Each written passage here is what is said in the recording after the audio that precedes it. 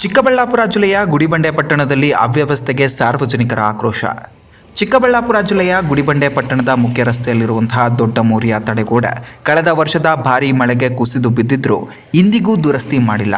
ಪ್ರತಿದಿನ ನೂರಾರು ವಾಹನಗಳು ಮತ್ತು ಸಾವಿರಾರು ಜನರು ಈ ಮಾರ್ಗದಲ್ಲಿ ಸಂಚರಿಸುತ್ತಿದ್ದರೂ ಸಾರ್ವಜನಿಕರು ಭಯದ ನಡುವೆ ಓಡಾಡುವಂತಾಗಿದೆ. ಈಗಾಗಲೇ ಇಲ್ಲಿ ಹಲವು ಸಣ್ಣ ಪುಟ್ಟ ಅಪಘಾತಗಳು ಸಂಭವಿಸಿರುವುದಾಗಿ ಸ್ಥಳೀಯರು ತಿಳಿಸಿದ್ದಾರೆ. ಇನ್ನೊಂದೆಡೆ ಮೋರಿಯ ಪಕ್ಕದಲ್ಲಿರುವಂತಹ ಸಾರ್ವಜನಿಕ ಶೌಚಾಲಯ ಅಸ್ವಚ್ಛತೆಯಿಂದ ಗಬ್ಬು ನಾರುತ್ತಿದ್ದು ರೋಗ ಹರಡುವ ಭೀತಿ ಎದುರಾಗಿದೆ. ಸ್ವಚ್ಛತೆ ಇಲ್ಲದ ಕಾರಣ ಜನರು ಮೂಗು ಮುಚ್ಚಿಕೊಂಡೇ ಸಂಚರಿಸುವಂತಹ ಪರಿಸ್ಥಿತಿ ನಿರ್ಮಾಣವಾಗಿದೆ.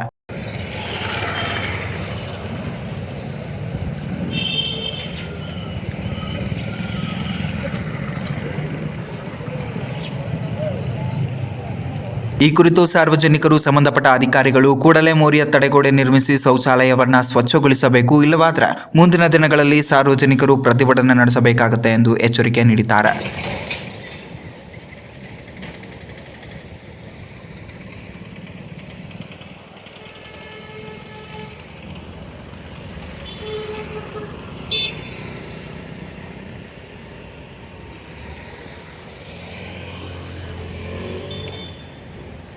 ಇದೇ ರೀತಿಯ ನಿರಂತರ ಅಪ್ಡೇಟ್ಗಳಿಗಾಗಿ ನೋಡ್ತಾ ಇರಿ ಜನಶ್ರೀ ನ್ಯೂಸ್.